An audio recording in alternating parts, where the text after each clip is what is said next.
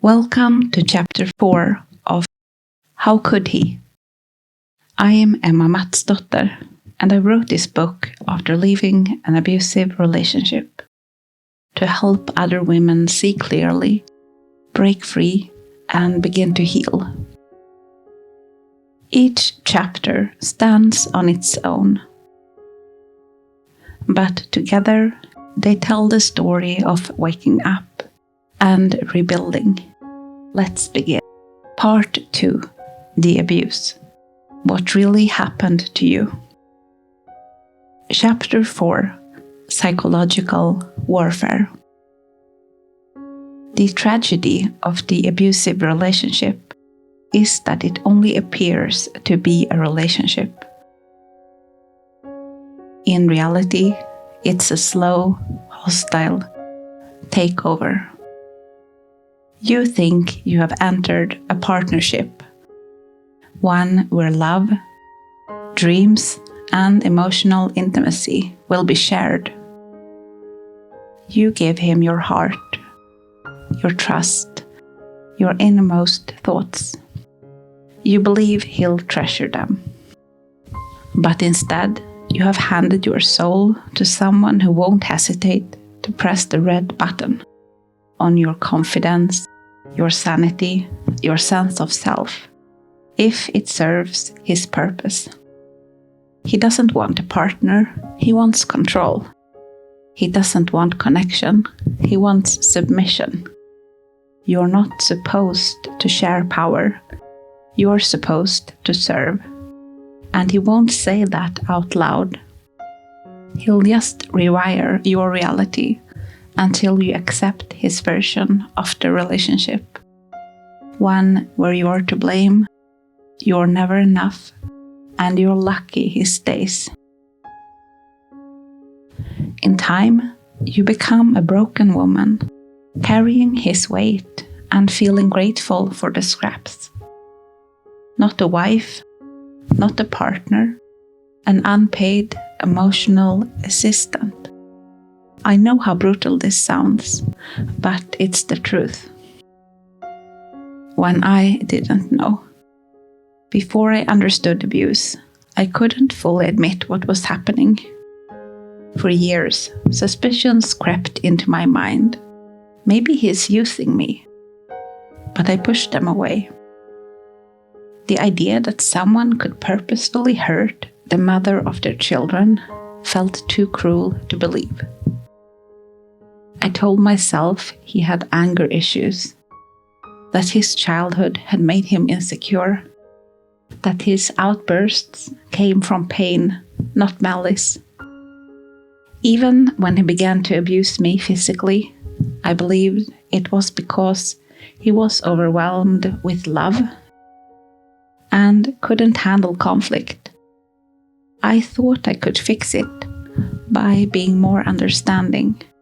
But as the abuse escalated, I began to see it more clearly. He wasn't comforting me when I was sad. He was piling on insults. And in his eyes, I saw something that terrified me. Satisfaction. He enjoyed his control. He liked seeing me shrink. And I was still doing everything I could to keep the peace. For the kids. More about my turning point later. For now, let's look at the methods the abuser uses to break you down. The methods of manipulation. The tactics used in abusive relationships are eerily similar to brainwashing methods used on prisoners of war or cult members. The goal is the same: to break your autonomy and reprogram your mind. Gaslighting. Gaslighting is the cornerstone of psychological abuse. Like gas, it's invisible, and you can override your gut instinct that something is wrong. Gaslighting means deliberately making you doubt your own mind. He might say, "Let me handle that. You tend to overthink things. You're not good with money. It's best if I take care of the big stuff." You're lucky I stay with you. A man like me could be with anyone. And yet, he also says, you're the love of my life. I just want to take care of you. Gaslighting makes you question your judgment, instincts, and memory. It convinces you that he knows best about money, morality, attractiveness, decision-making, even right and wrong. Gaslighting can sound loving. It can sound cruel, but the goal is the same: to undermine your confidence, so you rely on him. Positive reinforcement. When you comply with what he wants, you are rewarded. When you let him go on a weekend trip, he cooks breakfast and kisses you. You keep the peace during an argument, he cuddles with you that night. But over time, the reward shrinks. Eventually, you're punished if you say no, because now you're the selfish one for not giving him space. Negative reinforcement. Not doing what he wants leads to consequences. The rules may not be spoken loud, but break one and you'll feel it. Some common infractions include questioning his authority, ask him to explain himself, or tell him he can't do something and expect backlash. Wanting independence. At first, he suggests you skip that family visit just this once. Then he complains about your friends. Eventually, he isolates you while giving himself full freedom. Not serving him enough. You're expected to handle meals, housework, childcare, emotional labor, and do it without thanks. If you fall short, prepare for silence, criticism, or rage. Negative reinforcement keeps you walking on eggshells. Even when you try to cooperate, he moves the goalposts. And because you're constantly punished, you start to think you must be the problem. The silent treatment. The silent treatment is a form of psychological punishment. He won't look at you, won't speak to you. His face goes blank. You feel the tension. You don't know what you did, but you desperately want to fix it. Why does he do this? It centers him. You can't think about anything else. You tiptoe, apologize, try to cheer him up, because the silence is unbearable. It erases your point. If you confronted him or asked for something, his silence makes you feel guilty. Now you are just begging for peace. It also gives him freedom. He doesn't have to tell you where he's going or what he's doing, because he's not talking to you. It trains you.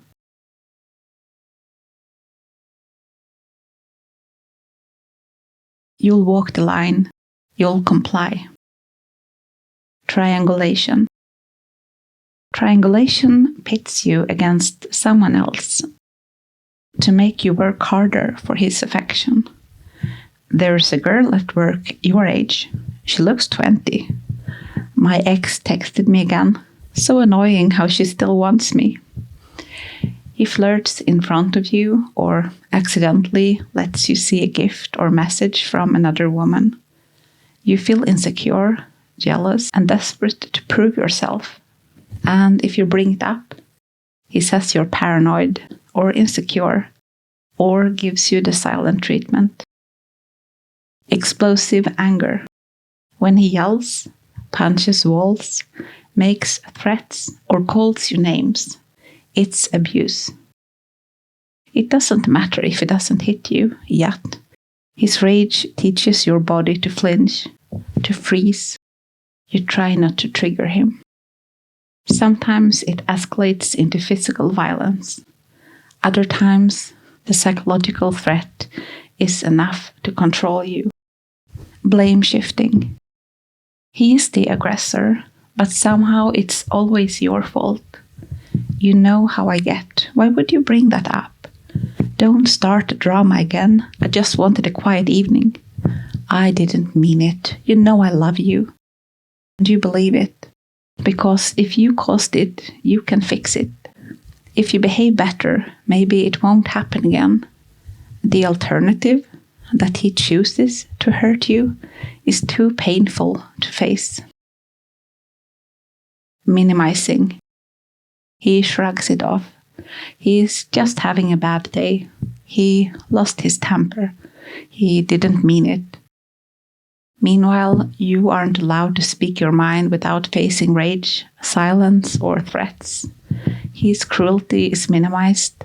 Your self-defense is pathologized. This isn't partnership. It's a dictatorship in disguise. Why you felt crazy.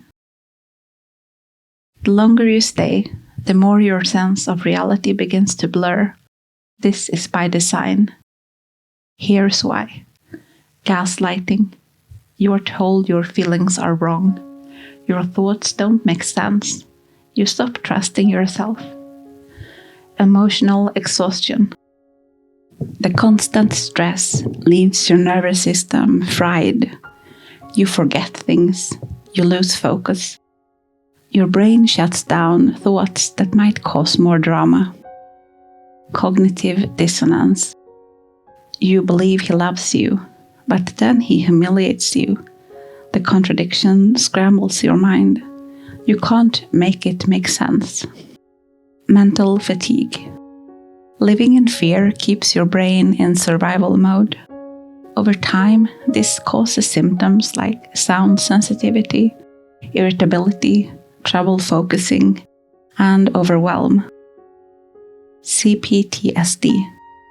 Ongoing abuse changes your brain and nervous system. You may experience panic, shutdowns, flashbacks, or uncontrollable emotions. You begin to wonder if you're the crazy one. You are not. You're traumatized.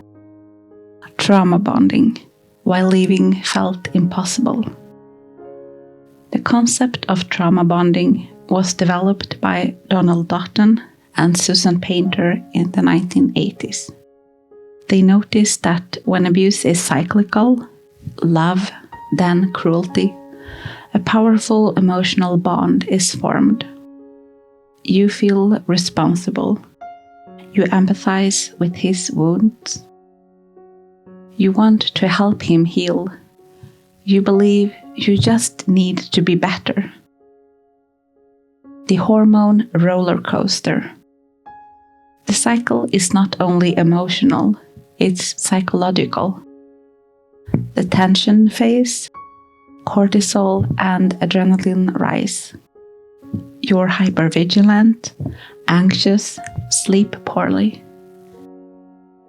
Abuse phase. Hormones spike.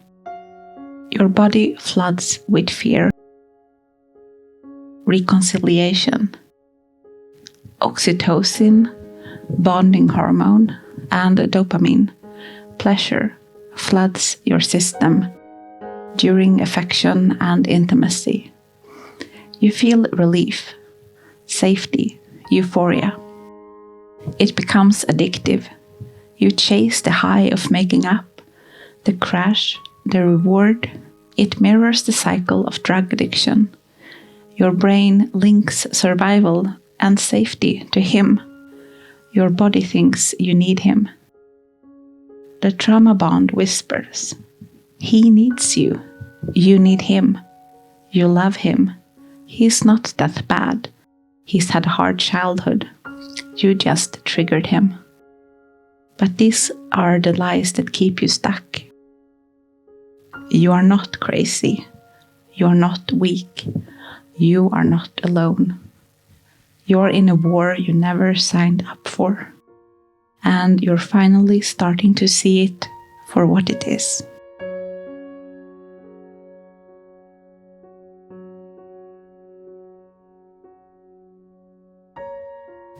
That was chapter 4 of How Could He? If this resonated with you, the full ebook is available to download and includes a healing journal prompt after each chapter to help you reflect and grow. You'll find the link in the description. And if you'd like to keep listening, the next chapter will be uploaded tomorrow. Thank you for being here.